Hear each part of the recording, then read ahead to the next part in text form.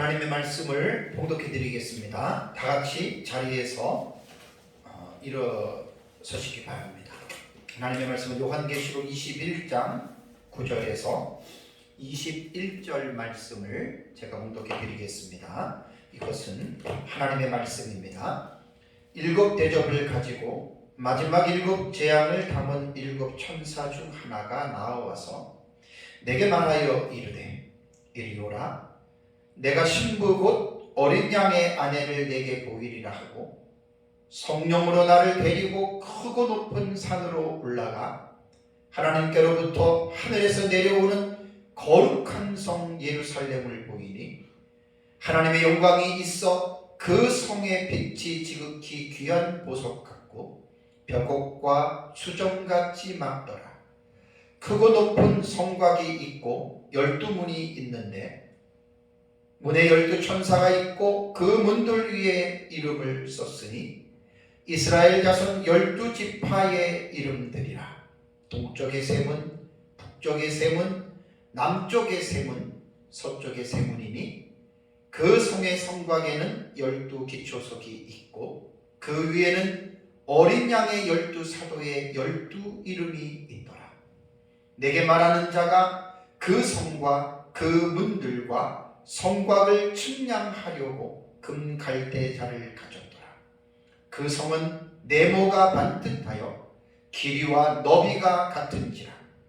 그 갈대자로 그 성을 측량하니 12,000 스타디온이요 길이와 너비와 높이가 같더라. 그 성곽을 측량함에 144규빗이니 사람의 측량 곧 천사의 측량이라. 그 성곽은 벽옷으로 쌓였고 그 성은 정금인데 맑은 유리 같더라. 그 성의 성곽의 기초석은 각색 보석으로 꾸몄는데 첫째 기초석은 벽옥이요 둘째는 남보석이요 셋째는 옥수요 넷째는 녹보석이요 다섯째는 홍만호요 여섯째는 홍보석이요 일곱째는 황옥이요 여덟째는 노곡이요 아홉째는 다망옥이요 열째는 비치옥이요 11째는 청옥이요 12째는 자수정이라. 그 12문은 12진주니 각 문마다 한 개의 진주로 되어 있고 성의 길은 맑은 유리 같은 정금이더라. 아멘. 네, 앉으시기 바랍니다. 예수 그리스도를 믿는 사람들은 십자가의 공로를 통해서 원죄와 자범죄를 용서받고 하나님의 나라인 천국에 들어가는 아주 복된 사람들입니다. 예수님을 믿고 구원받은 사람들이 들어갈 천국은 어떤 곳일까요? 예수님을 믿는 사람들이라면 모두가 궁금해하고 정말 이것을 알고 싶어하는 그런 사실들입니다. 그렇다면 천국은 우리가 어떻게 알 수 있을까요? 일부 그리스도인들 가운데에 천국을 갔다 왔다고 하는 사람들의 간증을 듣고 그 내용을 여과하지 않고 그냥 그 사람들의 간증을 그대로 믿는 사람들도 있습니다. 그런데 여러분, 이것은 상당히 위험한 사실이라고 하는 것을 여러분들은 기억을 하셔야 됩니다. 그 이유는 하나님의 나라인 천국은 인간의 이성이나 상상으로 헤아릴 수 있는 나라가 절대로 아닙니다. 그렇다면 하나님의 나라를 어떻게 우리는 알 수 있는가? 그것은 하나님이 우리 사람들에게 계시해 주신 하나님의 말씀인 성경 66권의 말씀을 통해서 알 수가 있습니다. 성경도 66권이라고 하는 구약성경 39권과 신약성경 27권을 합해서 66권이라고 하는 이 성경에 대한 이 권수도 우리가 제한하지 않고 천주교에서 말하는 외경과 위경이나 또 그 외에 신비주의자들이 하나님으로부터 들었다고 하는 그런 경험했다라고 하는 그 계시까지 포함을 한다면 여러분 그것은 기독교가 아닙니다. 그래서 우리는 성경 66권 외에 어떤 인간의 체험이나 상상력으로 말하는 천국이라고 하는 이 사실을 우리가 믿게 된다면 여러분 그것은 반드시 잘못될 가능성으로 빠진다라고 하는 것 여러분들이 꼭 기억을 하셔야 됩니다. 그렇기 때문에 정통 기독교는 종교개혁자들이 외쳤던 슬로건들이 있습니다. 대표적으로 이제 파이브 솔라라고 하죠. 솔라 스크립투라, 오직 성령, 솔라 그라티아, 오직 은혜, 솔라 크리스토, 오직 그리스도, 그 다음에 솔리데오 글로리아, 오직 하나님께 영광, 그 다음에 뭐 하나 빠졌죠? 솔라 피데가 빠졌죠. 그러니까 오직 성경이라고 하는 이 성경에서 우리 해답을 찾는 것이, 여러분 이것이 정통 기독교입니다. 근데 솔라 스크립투라, 오직 성경에서 우리가 빼놓아서는 안 되는 것이, 제가 토타 스크립투라 그랬죠. 전 성경을 말하는 겁니다. 여기에서 전 성경이라고 하는 것은 66권 안으로 제한을 시켜야지 66권을 넘어가면은 안 된다라고 하는 사실입니다. 성경은 우리에게 무엇을 교훈하는 책일까요? 여러 가지의 사실들이 기록이 되어져 있습니다. 그런데 예수님께서 구약 성경이 무엇을 우리에게 교훈하고 있는지를 요한복음 5장 39절에서 정확하게 정의해 주셨죠. 너희가 성경에서 영생을 얻는 줄 생각하고 성경을 연구하거니와 이 성경이 곧 내게 대하여 증언하는 것이라고 예수님께서 구약 성경이 무엇을 말씀하시는지에 대한 분명한 정의를 내려주셨습니다. 성경에서 영생을 얻는 줄 생각하라. 영생이라고 하는 말은 아이오니오스 조에라고 하는 헬라어 단어는 영원한 생명이라는 말입니다. 그러니까 성경은 영원한 생명을 얻는 그 방법과 영원한 생명을 누리는 그 장소에 대해서 우리에게 교훈하고 있는데, 영원한 생명을 누리는 것은 이 세상이 아닙니다. 이 세상은 유한하기 때문에 언젠가는 이 세상은 하나님의 심판을 받습니다. 그리고 계시록 20장 11절과 21장 1절에서 말씀드린 대로 이 처음 하늘과 땅은 반드시 소멸됩니다. 사라지고 맙니다. 그렇다면 성경에서 말하는 영원한 생명은 이 세상을 두고 말하는 것이 아니라 영원한 생명을 누리는 하나님의 나라에 초점을 두고 구약 성경이 기록이 되어졌다라고 하는 이 놀라운 사실은 우리가 성경에 대한 분명한 이해를 하는 데에 많은 도움이 됩니다. 지난주와 이번 주에 살펴보는 요한계시록 21장과 오늘 제5의 22장 1절에서 5절까지의 말씀을 보는데, 이 말씀은 그리스도인들이 그토록 궁금해하는 하나님의 나라인 천국이 어떠한 곳인지에 대한 이 사실을 아주 매우 구체적으로 기술하고 있는 본문이라고 하는 점에서 그리스도인들에게는 매우 중요한 장이 됩니다. 지난주에 제가 말씀드린 계시록 21장 1절부터 8절에 대한 내용은 새하늘과 새 땅, 새 예루살렘 성인 천국이 어떠한 곳인지에 대한 대략적인 사실에 대해서 제가 말씀을 드렸습니다. 그리고 그 가운데의 8절의 말씀은 그 새 예루살렘 성에 들어가지 못하는, 곧 지옥에 가는 사람들은 어떠한 사람이냐, 그래서 그 삶에 대해서 8가지 유형에 관해서 계시록 21장 8절에는 분명하게 우리에게 교훈하고 있습니다. 이번 시간에 살펴볼 내용은 계시록 21장 제가 봉독해드린 9절부터 21절에 대한 말씀에 대해서 제가 여러분들에게 설교를 할 텐데요. 오늘 봉독해드린 이 말씀은 새 예루살렘 성이 이제 그 외형의 모습에 대해서, 겉으로 볼 때 새 예루살렘 성이 어떠한 모습인가에 대해서 사도 요한이 그 환상을 보고 기록을 했습니다. 우선 말씀을 상고하기 전에 지난주 서두에 여러분들에게 제가 당부했던 말씀을 다시 제가 상기시켜 주겠습니다. 요한계시록 21장에 들어와서는 반드시 명심해야 할 사항이 뭐라고 그랬죠? 새하늘과 새 땅, 새 예루살렘은 천국입니다. 그러니까 이 본문을 읽을 때에는 이 세상에서 가지고 있었던 우리들의 가치관들이 있고 인간의 이성적인 사고를 가지고 21장과 22장 5절까지의 말씀은 이해할 수 없습니다.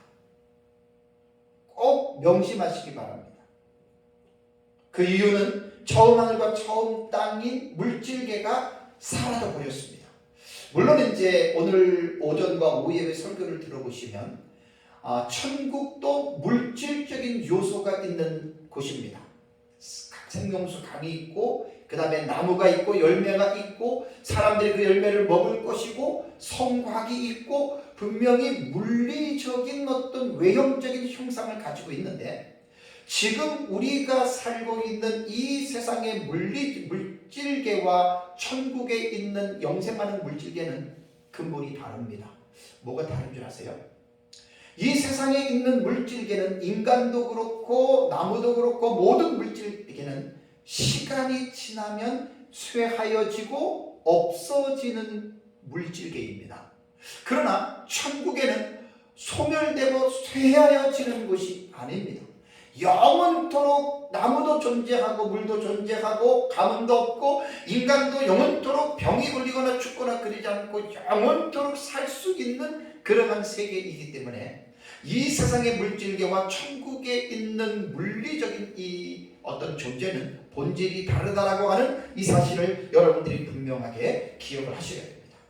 사도 요한이 오늘 본문에 보면은 천사의 인도하에 보고 들었던 계시들을 성령의 감동으로 기록을 했는데 지난주에 제가 잠깐 말씀을 드렸지만 여러분 이게 얼마나 힘들었는 줄 아십니까? 만약에 입장을 바꿔서 우리가 사도 요한이 보았던 이 계시를 보았다라고 여러분 생각해 보십시오. 내가 보았던 그 계시를 인간의 언어로 이렇게 여러분들이 기록하라고 한다면 아마 우리들은 어림도 없을 것입니다. 하나님의 나라, 천국에 대한 이 부분은 사도 요한이 보았는데 그것을 본 것을 인간의 언어로 기록을 하는데 이 세상에 있는 모든 언어를 다 동원해서 여러분 사용을 한다 하더라도 절대로 그 사실을 묘사할 수가 없습니다. 그래서 우리는 성경을 보면서 특별히 21장과 22장 5절에 나오는 이 하나님의 나라에 대한 예루살렘에 대한 이 환상들을 아무리 사도 요한이 잘 묘사했다 하더라도 또 우리가 아무리 이것을 제대로 읽는다 하더라도 한계가 있다고 하는 사실을 피차에 우리는 인정을 하고 그리고 우리 모두가 성령의 감동으로 기록된 이 계시이기 때문에 성령의 도우심과 조명을 통해서 우리가 이해할 수 있는 데까지 우리가 이해를 해야 됩니다. 꼭 명심하시고 우리가 하나님의 성령의 도우심을 통해서 우리가 이 계시의 말씀들을 조금 더 깊이 있게 이해하는 은혜가 또 저와 여러분들에게 있기를 원합니다. 자, 우선 9절과 10절을 보면 이제 어린 양의 신부로서의 새 예루살렘 성에 대해서 지금 요한이 묘사하고 있죠. 9절과 10절을 볼까요? 7 대접을 가지고 마지막 7 재앙을 담은 7 천사 중 하나가 나와서 내게 말하여 이르되 이리 오라 내가 신부 곧 어린 양의 아내를 내게 보이리라 하고 그 다음에 10절에 성령으로 나를 데리고 크고 높은 산으로 올라가 하나님께로부터 하늘에서 내려오는 거룩한 성새 예루살렘을 보이니 라고 사도 요한은 사실에 대해서 지금 설명을 하고 있습니다. 우선 9절에 보면은 누가 이 계시를 보여주냐면 이 7 대접을 가진 7 천사 중 하나라고 말을 했고 그 천사를 특정을 지었는데 이것이 계시록 17장 1절을 보면은 17장 1절에도 7 대접을 가진 7 천사 중 하나가 와서 17장의 계시를 보여줍니다. 여기에 7 대접은 우리가 잘 아는 대로 계시록 16장에 보면은 7 대접이 쏟아질 때 그 대접을 쏟았던 7의 천사들을 말을 합니다. 그런데 17장 1절에서나 오늘 21장 9절에서나 그 7 대접을 가진 그 7 재앙을 담은 7 천사 중 어느 하나를 특정하지 않았지요. 첫 번째인지 두 번째인지 세 번째인지 네 번째인지 특정하지 아니하고 그냥 그 가운데의 하나가 라고 이렇게 설명을 하고 있습니다. 그렇기 때문에 우리가 이 사도 요한이 묘사하는 7 대접 가운데의 그 중에 하나 이것은 사실 그렇게 중요한 것이 아닙니다. 여기에 우리가 에너지를 쏟을 필요가 전혀 없습니다. 그 하나가 이제 사도 요한에게 성령으로 데리고 높은 산으로 올라가 하나님께로부터 하늘에서 내려오는 거룩한 성 예루살렘을 보여줬다고 하는 것이 중요한 거죠. 여기 보면 요한에게 어린 양의 신부를 보여주겠다라고 10절에 말을 했습니다. 이제 9절에 오라 내가 신부 곧 어린 양의 아내를 보이겠다고 말을 했고 10절을 보면 그 어린 양의 아내가 거룩한 성 새 예루살렘이라라고 이렇게 지금 말을 하고 있습니다. 자, 그렇다면 여기에서 우리가 볼 수 있는 것은 뭐냐면 그 어린 양의 아내와 거룩한 성 예루살렘은 같은 겁니다. 그런데 이 같지만은 본문에서 묘사하는 언어는 다르죠, 그죠? 어린 양의 아내와 그 다음에 새 예루살렘은 분명히 언어는 다른데 내용은 뭐예요? 같은 거예요. 자, 그래서 이러한 것을 제가 그 문학적으로 뭐라 그랬죠? 두 개의 서로 다른 단어를 가지고 하나의 개념을 표현하는 방식을 2-4-1호 방식이라고 문학적으로는 설명을 합니다. 요한계시록에 이런 부분들이 몇 번 나온다라고 제가 요한계시록 주의할 때 여러분들에게 말씀을 드렸습니다. 그러니까 어린 양의 아내라고 하는 이 단어는 어디에 나오냐면 계시록 19장 9절에 보면은 어린 양의 혼인 잔치라고 하는 말이 19장 9절에 나와요. 거기서 어린 양의 혼인 잔치가 나오고 그 다음에 21장 9절에도 어린 양의 아내 연관성이 있는 그러한 말입니다. 그런데 여기에서 우리가 요한계시록 19장 9절에 어린 양의 혼인 잔치는 예수 그리스도의 재림 이후에 이 세상에서 일어나는 천년 왕국을 묘사한 말이고 21장 9절에 어린 양의 아내 곧 새 예루살렘 성은 천년 왕국이 끝난 이후에 이 처음 하늘과 처음 땅이 없어지고 새 예루살렘 성이 내려오는 그것을 어린 양의 아내라고 말을 했기 때문에 19장 9절에 어린 양의 혼인잔치인 그 어린 양의 아내와 그 다음에 21장의 9절에 나타나는 것은 차원이 다른 이제 그러한 사실이라고 하는 것을 여러분들이 꼭 기억을 하셔야 됩니다. 그래서 이제 요한계시록 21장의 새하늘과 새 땅은 이제 천년왕국은 없어지고 새로운 영생 복락을 누리는 이제 천국이다. 그래서 이제 우리가 예수 믿으면 죽으면 천국 간다. 그 궁극적인 천국이 어디죠? 그것이 요한계시록 21장에 나오는 새 예루살렘 성이라고 하는 말입니다. 그렇다면 이 새 예루살렘 성은 어떠한 곳인지에 대해서 이제 10절에 말을 했습니다. 10절에 아까 말씀드린 대로 성령으로 데리고 올라가서 거룩한 성 예루살렘을 보였다 그랬죠. 자, 거룩한 성이라고 하는 말은 지난주에 제가 여러분들에게 거룩에 대한 의미에 대해서 말씀을 드렸습니다. 이 거룩한 성이라고 하는 말은 이 거룩이라고 하는 히브리어에는 카도시로 나오고 그다음에 헬라어에는 하기오스로도 사용이 되는 이 단어인데 이 단어는 어떤 도덕과 윤리적인 어떤 거룩 이전에 세상으로부터의 구별과 분리를 사용할 때 구약 성경의 카도시라고 하는 단어를 사용을 했습니다. 그래서 하나님께 드려지는 제물이 거룩하다라고 하는 말은 이 세상에 있는 것들 중에서 구별하고 분리를 시켜요. 가장 좋은 것으로. 이제 그런 개념으로 사용을 했는데 여기에서 21장에 사용되는 이 거룩한 성, 거룩이라고 하는 이 말은 이 세상은 이제 없어졌잖아요. 물질계의 세상은 없어졌잖아요. 그것이 없어졌기 때문에 완전히 이 세상과는 완전히 지금 분리가 된 거예요. 그래서 거룩이라고 하는 그 새 예루살렘 성을 호칭하는 것입니다. 여기서 이제 우리가 또 하나 생각해 될 것은 성입니다. 거룩, 예루살렘을 거룩한 성이라고 부르는데 여기서 성이라고 하는 이 헬라어 단어는 폴리스라고 하는 단어입니다. 이 단어는 도시, 성읍, 영어로 말하면 city라고도 이렇게 번역이 되고요. 그 다음에 도시, 국가, 그 city, state라고도 이렇게 영어로도 번역이 되는 이 헬라어 단어인데 이 폴리스라고 하는 이 성으로 번역된 이 단어는 신약 성경에 161번이 나옵니다. 그런데 이 161번이 사용되는 이 폴리스라고 하는 이 단어는 국가라는 의미를 전혀 나타내고 있지 않다는 거예요. 그럼 이 폴리스는 어떻게 사용이 됐냐면 어떤 둘러싸인 부락 혹은 그곳의 거주민들을 묘사할 때 사용했던 단어로서 항상 어떤 동네나 성읍, 조그마한 어떤 규모의 이 어떤 그 제한된 그러한 그 장소를 말할 때 폴리스라고 하는 단어를 사용했다라고 하는 것을 먼저 꼭 여러분들이 이해를 하셔야 됩니다. 자, 많은 사람들이 이 계시록 21장에 나오는 새 예루살렘 성을 천국의 도성으로 표현을 하는데, 여러분 이거는 잘못된 겁니다. 왜 잘못됐냐면, 도성이라고 하는 우리말의 의미는 임금이나 황제가 있던 도읍지가 성으로 이루어져 있었다는 데서 국가의 수도를 이루는 말이다 라고 이렇게 말을 합니다. 그러니까 도성이다라고 하는 우리말의 의미는 그 나라의 쉽게 말하면 수도잖아요. 그렇기 때문에 자그마한 도시나 성읍을 절대로 도성이라고 말하지 않습니다. 그런데 문제는 제가 조금 전에 말씀을 드린 대로 이 예루살렘 성을 천국의 도성이라고 하는 것은 전혀 이 말이 안 맞는다는 거예요. 왜냐하면 천국의 도성이라고 말할 때는 천국의 수도거든요. 천국의 수도라고 말을 할 때에는 삼위 하나님이 분명하게 좌정하시고 존재하시는 곳입니다.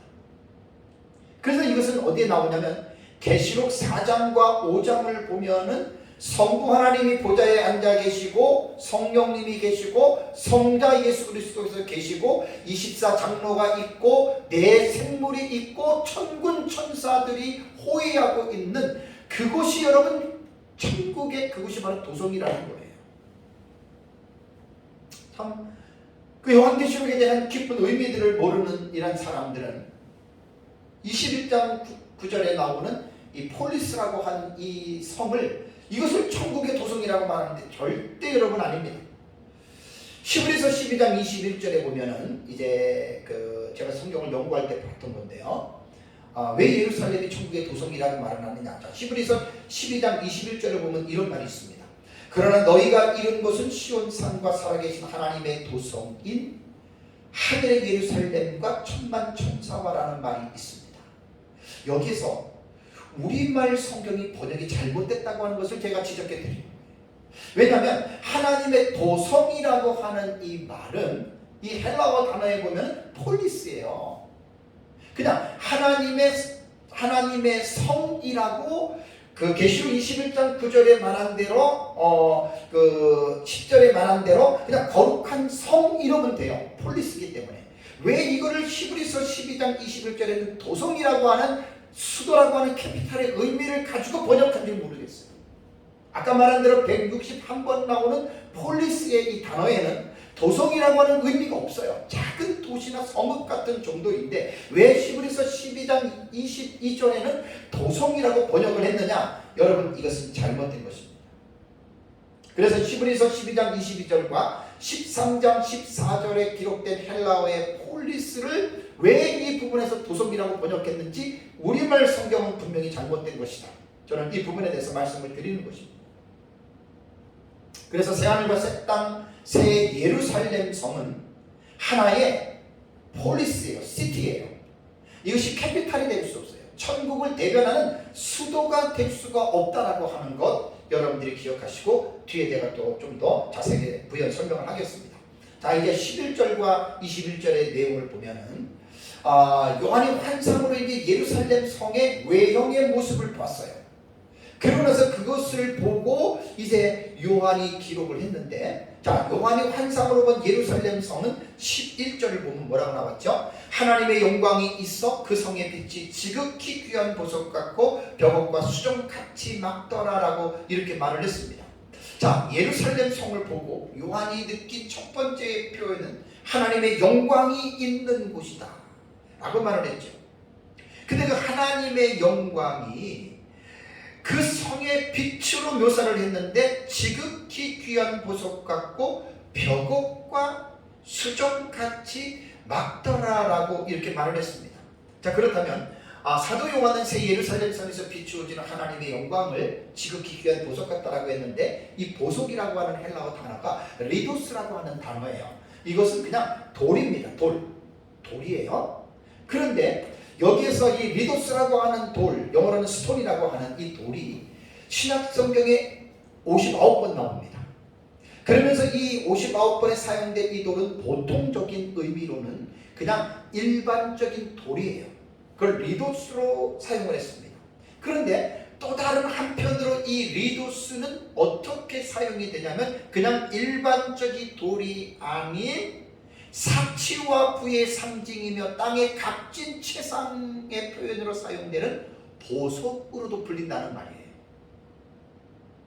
그런데 새 예루살렘 성에 나타나는 하나님의 영광을 그 귀한 보석 중에 여기다가 뭐를 덧붙였죠? 지극히 귀한 보석이다. 최상급이에요. 보석 중에 아주 지극히 귀한 이러한 보석이라고 묘사를 한 것으로 볼 때 요한이 보았던 새 예루살렘 성의 그 하나님의 영광의 빛을 이 세상의 것으로 비유한다면 최상의 보석으로 말하는 그러한 빛이 나타난다라고 이렇게 말을 했습니다. 이 귀한 보석과 같은 광채를 두 가지로 묘사했는데 벽옥과 수정같이 막다라라고 이렇게 말했잖아요. 그죠? 여기서 벽옥이라고 하는 단어는 두 단어인데 여기서 우리가 착각해서는 안 될 것이 두 단어가 아이스피디와 리도라고 하는 두 단어입니다. 그럼 이 두 단어를 가지고 우리가 두 가지의 보석을 말하는 것으로 생각을 할 수가 있는데 그렇지 않습니다. 왜냐하면 벽이라고 하는 아이스피시는 이것은 벽옥으로 그냥 하나로 그냥 번역이 되는 단어예요. 그래서 이 명사 이아스피스는 녹색을 띠고 있는 보석이기 때문에 이 보석을 옥수라고도 부릅니다. 벽옥이라고 하는 것을. 그래서 이 벽옥은 구약시대 대제사장의 흉패에 12개의 보석이 박혔잖아요. 그 중에 하나 아주 매우 값비싼 보석입니다. 그래서 명사 이아스피스는 신약성경에 요한계시록에만 4번 나와요. 4장 3절, 21장 11절, 18절, 19절 4번이 나옵니다. 그 다음에 뒤에 나오는 옥이라고 하는 리도스라고 하는 이 단어는요. 리도스라고 하는 이 단어는 그냥 조금 전에 말씀드린 대로 그냥 돌이에요. 근데 일반적으로는 돌이지만 귀하게 값비싼 보석으로도 번역이 되기 때문에 그러니까 이 벽옥은 두 단어는 두 가지의 뜻을 말하는 것이 아니라 한 가지의 뜻입니다. 그러니까 본문을 직역하면 벽옥과 같은 보석 이렇게 불러야 됩니다. 벽옥과 같은 보석. 그러니까 하나의 그 보석이라고 하는 말이죠. 그 다음에 둘째는 이게 이제 아까 말씀드린 대로 이제 그 어떤 그 녹색의 아주 영롱한 그 빛이 띄는 그 보석이기 때문에 요한이 보았던 새 예루살렘 성이 마치 그러한 정말 지극히 귀한 그런 벽옥과 같은 어떤 그 광채가 나타나고 둘째는 뭐라 그랬죠? 수정과 같은 맑은 빛이라 그랬죠. 이 수정이라고 하는 크리스탈리조라고 하는 이 헬라어 단어에 보면은 그냥 수정이에요. 그냥 맑고 투명한 어떤 그 색채를 가지고 있는 보석입니다. 신약 성경에 딱 여기 한 번 나와요. 이 크리스탈리조는 계시록 21장 11절에 딱 한 번 나오고 이 단어가 수정같이 맑다. 돌은 돌인데 아주 수정같이 맑아요. 그래서 거룩한 성 새 예루살렘에는 하나님의 영광의 빛이 지극히 귀한 보석 같다. 이게 벽옥 같다 그랬어요. 그리고 벽옥과 같으면서도 수정같이 아주 맑은 빛을 띠고 있다. 요한으로서는 그 새 예루살렘 성을 보면서 묘사하는 게 이 방식밖에 없었어요.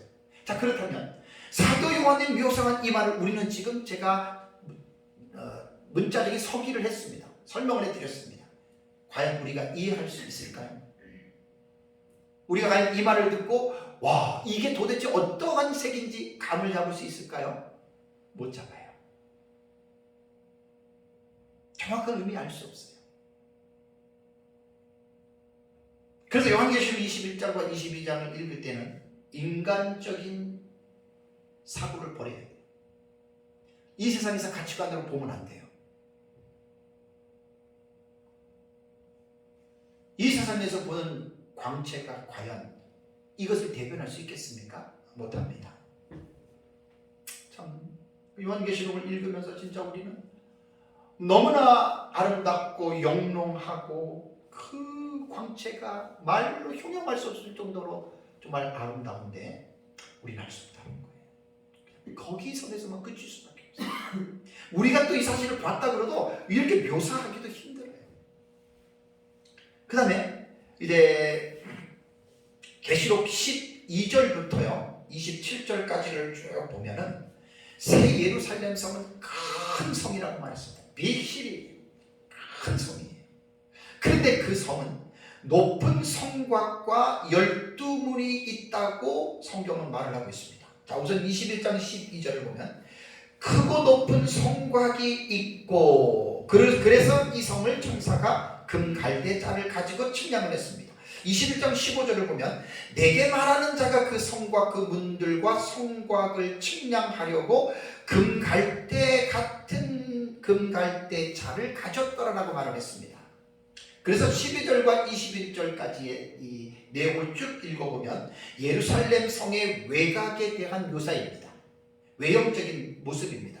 그런데 제가 이것을 그냥 12절부터 21절까지 차례대로 내가 주의를 하는 게 아니고 그냥 쉽게 알아듣기 쉽도록 순차적으로 순서대로 보지 않고 나름대로 정리해서 제가 말씀을 드립니다. 이것은 물론 제 책에 있는 다 원고이 있기 때문에 여러분들에게 말씀을 드리겠습니다. 먼저 성의 규모를 한번 볼까요? 자, 순서적으로 주의하는 게 아닙니다. 16절을 볼까요?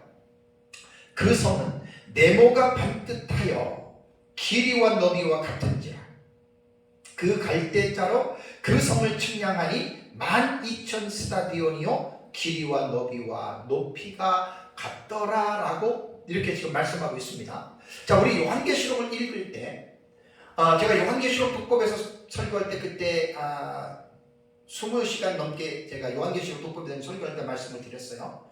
우리가 텍스트를 볼 때 문장을 볼 때 문자적으로 읽어야 하냐 아니면 상징으로 읽어야 하는지에 대해서 먼저 정하라 그랬죠. 그러면 예루살렘 성의 외형에 대해서 문자적으로 읽어야 되느냐 상징으로 읽어야 되느냐를 결정해야 돼요. 그래서 이제 종말론을 연구하다 보면 계시록에 나타난 문장을 텍스트를 상징으로 거의 해석하는 이 학파가 무천년의 학파고 또 요한계시록에 나타난 이 텍스트를 거의 문자로 읽는 학파가 세대주의 학파입니다. 그러니까 완전 극과 극이에요. 그러니까 무천년과 세대주의는 대화와 타협이 절대 안 됩니다. 완전히 극과 극의 해석이기 때문에.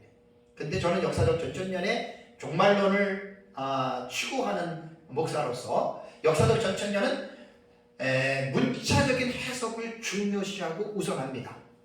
이걸 무조건 한다는 게 아니에요. 요한계시록을 보면은 상징의 언어로 기록이 되어졌어요. 상징의 언어로 기록이 되어졌기 때문에 그 상징의 언어라도 자세히 보면은 문자적인 의미가 내포된 텍스트가 있고 문자적인 의미가 없이 상징으로만 기록된 것이 있어요. 이것을 잘 구분하는 것이 요한계시록을 이해하는 지름길입니다. 그래서 저는 역사적 전천년 입장에서 문자적인 해석을 중시하면서 상징의 해석도 병행을 합니다. 그렇다면 오늘 이 본문을 12,000 스타디온을 문자적으로 해석을 한다면 우선 이 예루살렘 성은요 길이와 너비 장과 광이에요. 길이와 너비가 같은 성곽이고 이 길이는 천사의 금갈대자로 측량하니 12,000 스타디온이라고 얘기를 했잖아요.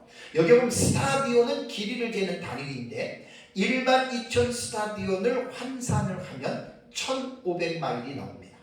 1,500마일을 우리가 알아듣게 킬로미터로 환산을 하면 2,200km에 해당이 되는 아주 긴 길이입니다. 그런데 이 성의 모양은 네모가 반듯하고 길이와 너비가 같고 높이도 같다라고 했어요. 이런 표현을 우리는 도형에서 말할 때 정방형 또는 입방체라고 말을 하죠. 여기 정방형이라고 하는 말은 네 변의 길이가 같고 네 각이 모두 직각인 사각형을 말합니다. 입방체라고 말을 할 때에는 6개의 면을 가지고 있는데 6개의 면이 모두가 합동인 정사각형으로 둘러싸인 입체 도형을 곧 정육면체라고 말을 합니다. 그렇다면 길이와 너비와 높이가 같은 이 면적은 어느 정도나 될까? 이상근 박사의 제가 주석을 보니까 영국의 런던시를 영국은 안 가봤어요.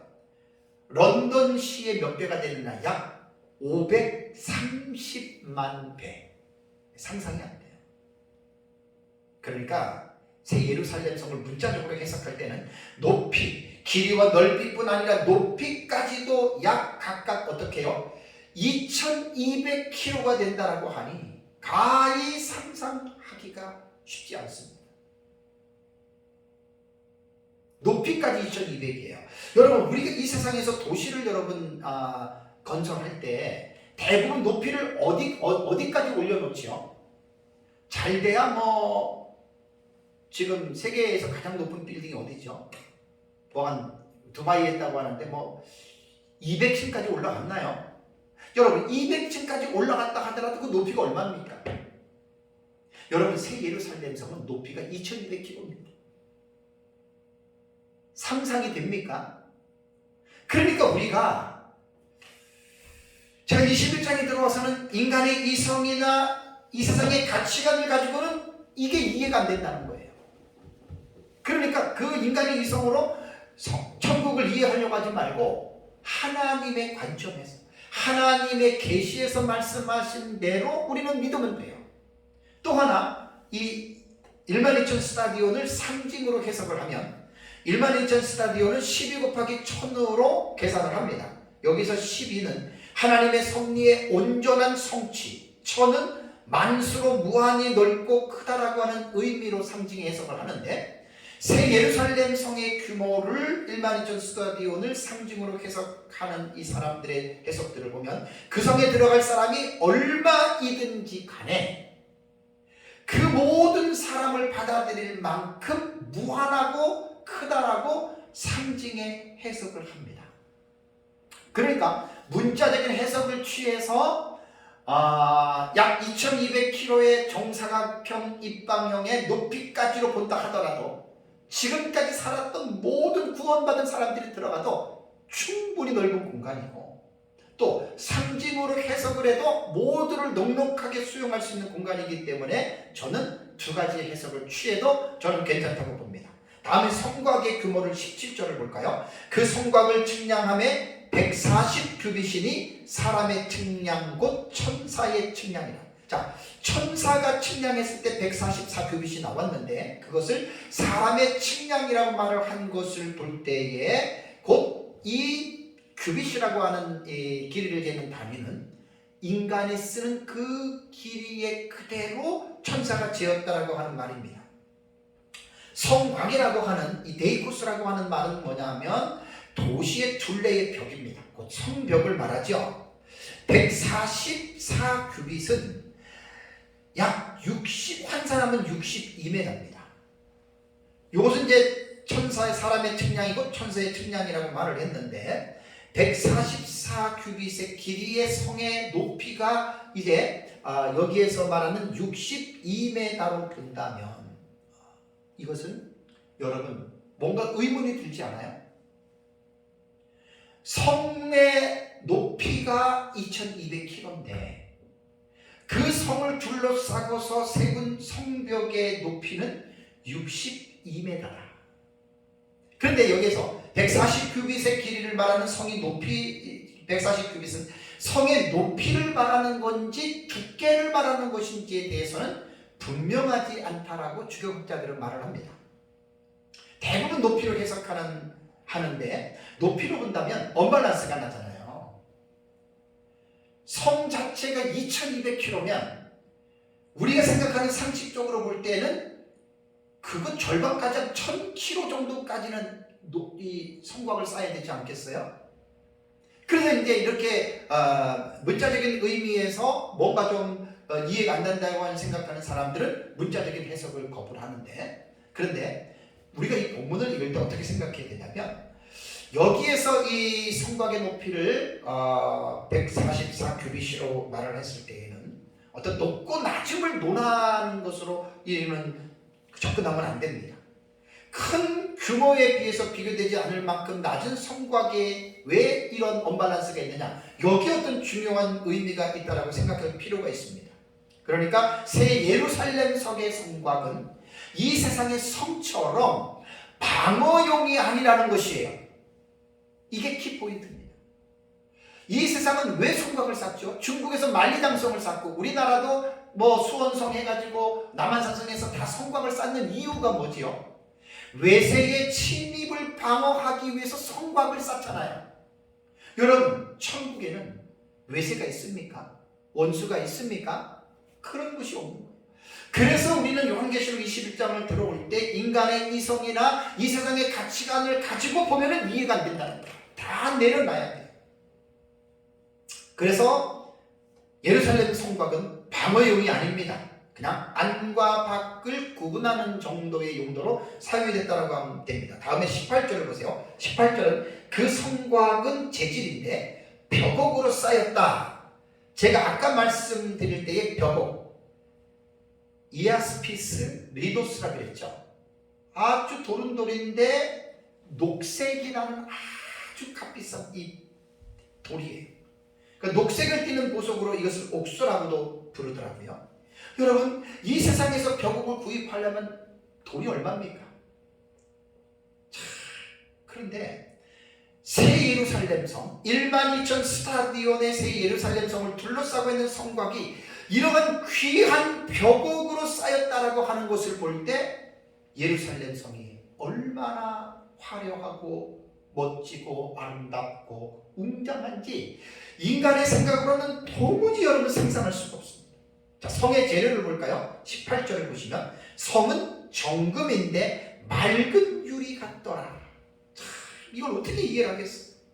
여기 정금이라고 하는 말은요, 여기 정이라고 하는 단어는 카다로스라고 하는 단어입니다. 그러니까 깨끗하다 혹은 순결한, 클린, 퓨어라고 영어로는 번역이 되죠. 자, 그러면 이 정이라고 하는 말은 뭐냐면 물리적인 면에서 깨끗하고 제의적인 면에서도 깨끗하고 도덕적인 면에서도 순결할 때 이 카다로스라고 하는 정이라고 하는 단어를 사용을 했습니다. 그 다음에 금이라고 하는 크리시온이라고 하는 말은요, 이 뭐 금화라고 말하고 금이 말 그대로 금인데 이 새 예루살렘 성은 금은 금인데 아주 맑은 순수한 금이다. 이것을 바로 정금이라고 말을 하는 거예요. 그러니까 금 중에서 최고의 금이다. 그런데 21장 21절을 보세요. 21장 21절을 보니까 성의 길은 뭐라고 했습니까? 맑은 유리 같은 정금이더라. 이 세상에서 보는 정금과는 나는 본질이 다르다고 봅니다. 그러니까 하나님의 나라인 새 예루살렘 성은 불결하고 더러운 죄악된 세상과는 완전히 정반대되는 곳이죠.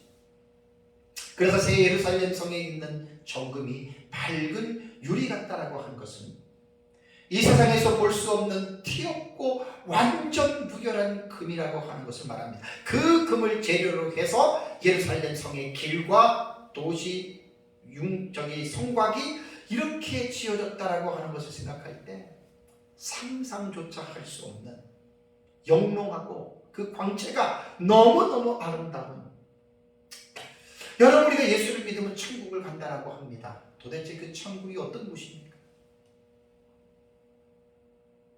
천국을 갔다 왔다라고 하는 경험한 내용들의 귀를 기울이지 마십시오. 성경에 집중하십시오. 상상을 초월하는 이 아름다운 것, 이것만 있는 게 아니잖아요. 다음에 이제 19절과 20절을 볼까요? 각색 보석으로 꾸며진 성곽의 기초가 있습니다. 19절과 20절 보면 그 성의 성곽의 기초석은 각색 보석으로 꾸몄는데 첫째 기초석은 벽옥이요, 둘째는 남보석이요, 셋째는 옥수요, 넷째는 녹보석이요, 다섯째는 홍만호요, 여섯째는 홍보석이요, 일곱째는 황옥이요, 여덟째는 노곡이요, 아홉째는 다망옥이요, 열째는 비치옥이요, 열한째는 청옥이요, 열두째는 차수종이라. 참, 저희가 다 구경도 못 해봤어요. 도대체 이 귀한 보석들이 뭔지 저는 별로 본 적도 없어요. 제 손으로 만져본 적도 없어요. 그러니까 이것을 이 세상에서 가장 귀하다고 여기는, 시간상 다 얘기는 못합니다. 제 책에 보면 원어하고 생산지가 어디고 어떻게 되는 것은 제 책에 다 있기 때문에 그것을 보면 이거는 시간상 그냥 제가 넘어가겠습니다. 그래서 위에 언급한 12가지 보석에 대해서는 정말 너무너무 귀하고 그런 값비싼 보석들인데, 이러한 보석들이 성곽의 기초가 됐다는 거예요. 아마 상상도 안 되죠. 기케야 이 세상에서는 흑이나 돌이나 나무나 시멘트 같은 걸로 거기다가 페인트 칠했는데, 이거는 원석 자체가 참, 이거 여러분 잘 한번 묵상해 보십시오. 얼마나 아름다운지.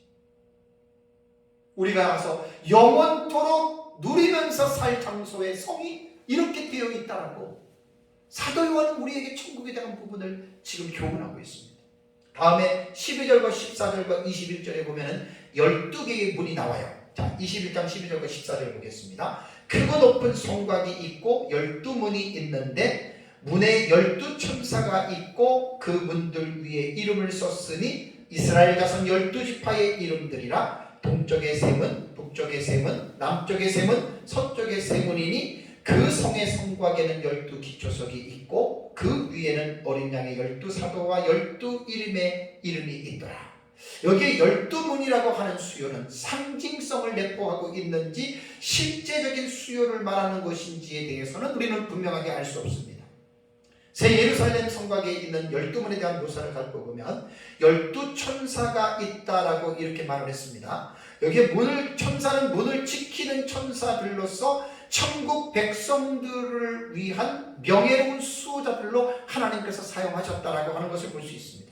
그 다음에 문들 위에 이름이 기록되어져 있는데 이스라엘 자손의 12지파 이름, 그 다음에 어린 양의 12사도의 12이름이 있다라고 말을 했습니다. 자, 구약시대의 이스라엘 자손의 12지파는 이스라엘 백성들의 전체를 대표하고 신약시대 어린 양의 12사도는 신약시대 성도들을 대표하는 표현으로 성경은 사용하고 있습니다. 그러므로 이스라엘의 12지파와 어린 양의 12사도의 이름은 구약과 신약시대의 하나님의 백성들을 충칭하는 표현으로 여러분 이것을 받아들여야 되고, 곧 거룩한 성 새 예루살렘 성에 들어가서 사는 백성들은 구약시대나 신약시대의 어린 양의 피로 구속받은 하나님의 자녀들이 사는 곳으로 생각을 하면 됩니다. 사실 제가 이 설교를 올 1월달에 설교를 했어요.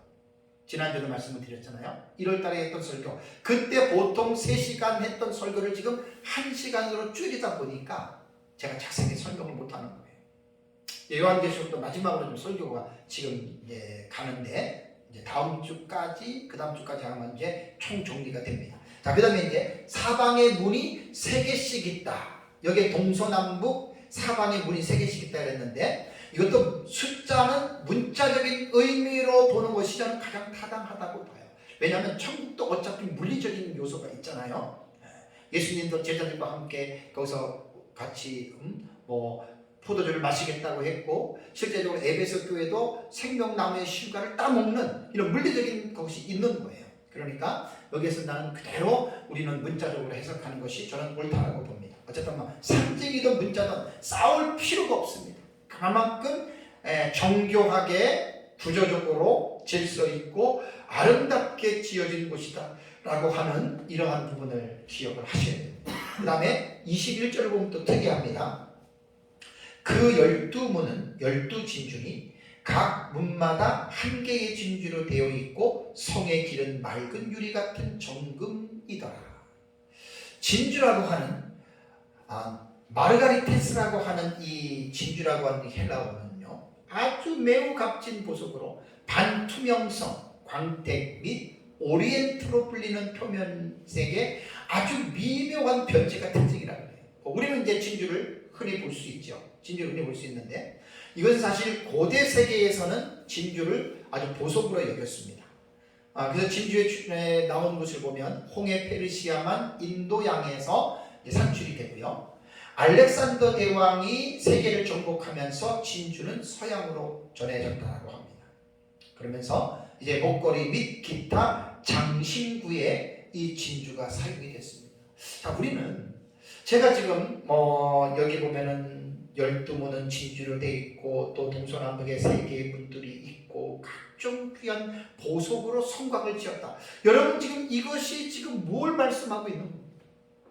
사도 요한이 분명히 천사의 인도한 가운데에 요한의 그 지금 새 예루살렘 성의 모습을 지금 본 거예요.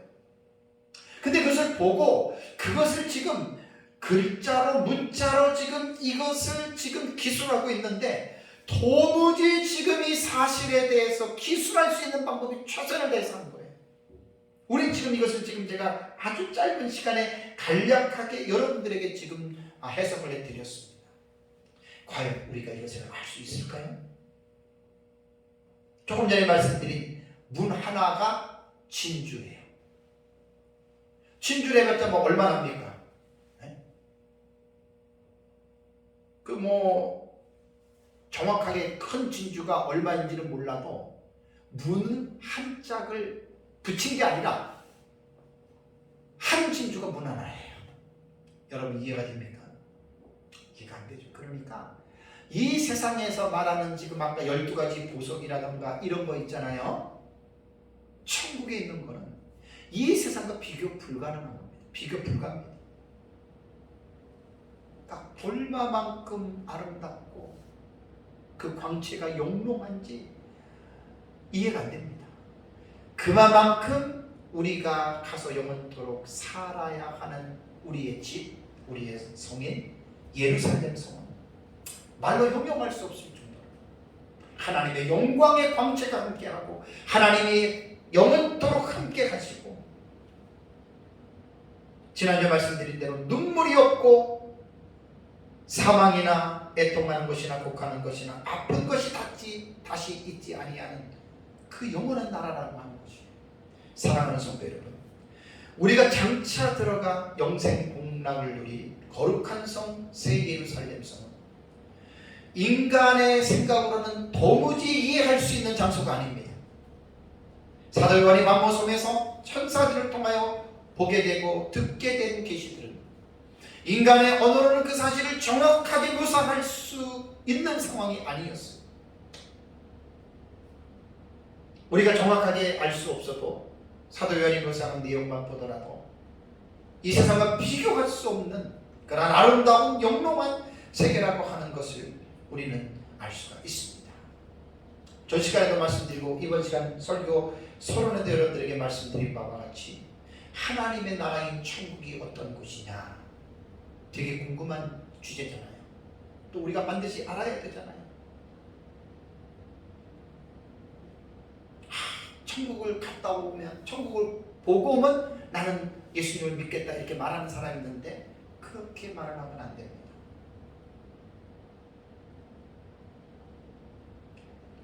천국을 아무리 많이 갔다 왔다 하더라도 우리 그런 사람들의 말에 귀를 기울이면 절대로 안 됩니다.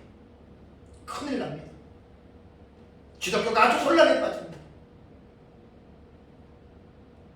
하나님이 성령의 감동으로 기록해 놓으신 성경이 우리에게 있잖아요. 특별 계시. 그래서 성경 66권만 잘 연구해도 하나님의 나라가 어떠한 나라인지를 여러분 분명하게 알 수 있습니다. 그냥 성경이 무엇인지 제대로 알지 못하고 성경을 읽고 그저 신비주의나 기복주의나 예수 믿으면 복받고 잘 먹고 잘 살고 성경을 통해서 신기한 거 환상한 거 체험 보고 예언을 하고 방언을 하고 이러한 어떤 신비한 저급한 은사주의에 빠진 사람들은 정말로 위험합니다. 성경은 그렇게 읽어서는 큰일 납니다. 창세기부터 계시록까지 아까 말씀드린 대로 예수님께서는 모든 성경은 우리에게 영생을 계시해 주기 위해서 기록했다라고 예수님 말씀했잖아요. 너희가 성경에서 영생을 얻는 줄 생각하고 성경을 연구하라고 했잖아요. 그래서 성경을 읽고 어떻게 하면 부자 되고 어떻게 하면 잘 먹고 어떻게 하면 출세하고 이렇게 성경을 연구하는 사람들은 성경을 전혀 잘못 보는 거예요. 목회자들 중에서 그렇게 잘못 성경을 읽어내는 목회자들도 의외로 많아요. 성경은 그렇게 되라고 기록한 게 아니에요. 영생을 누리는 나라, 하나님의 나라에 대해서 성경은 기록합니다. 그래서 창세기 1장 1절에 태초에 하나님이 천지를 창조하시니라 이 선언 속에서 하나님의 나라가 이미 전제가 된 거예요. 누가? 하나님이 나오잖아요. 그 하나님이 어디 계시죠? 천국에 계시죠. 그러니까 창세기 1장 1절부터 하나님의 나라인 천국에 관계된 내용이 계시록까지 나오는 거예요.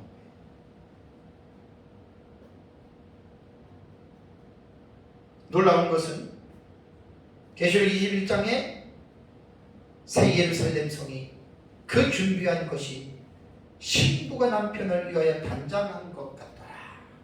그러니까 새 예루살렘 성은 바로 예수 그리스도를 통해서 죄 사함을 받은 하나님의 자녀들이 영생 복락을 누리는 그 장소로서의 성이라고 하는 것.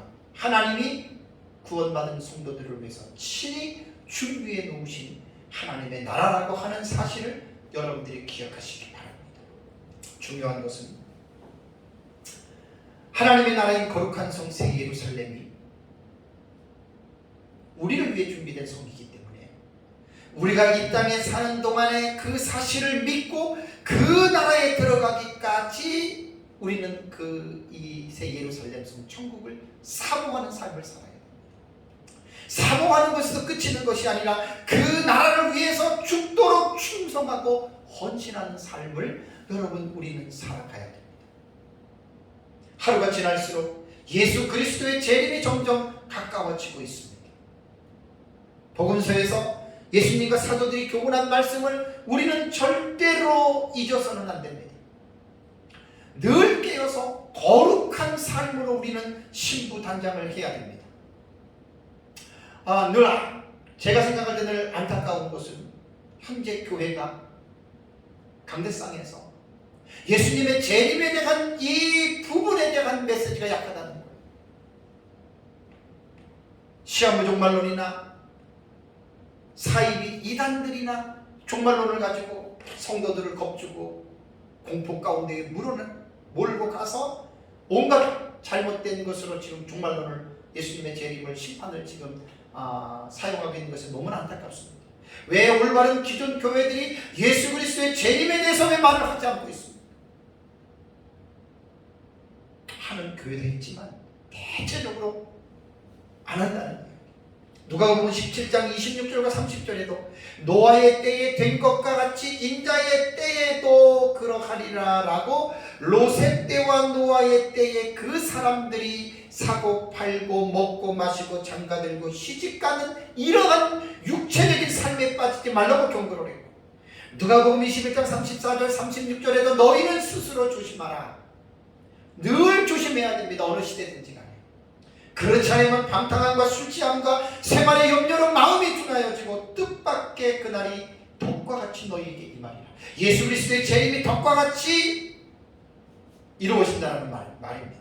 이날은 온 지구상에 거하는 모든 사람에게 임하리라. 이러므로 너희는 장차 올 이 모든 일을 능히 피하고 인자 앞에 서도록 항상 기도하며 깨어 있으라 하시니라. 예수님께서 직접 하신 말씀. 예수님 앞에 서도록 항상 기도하며 깨어서 여러분 우리는 살아야 됩니다. 마태복음 24장 41절과 51절에도 그러므로 깨어있으라. 어느 날에 너희 주가 임하는지 너희가 알지 못함이라.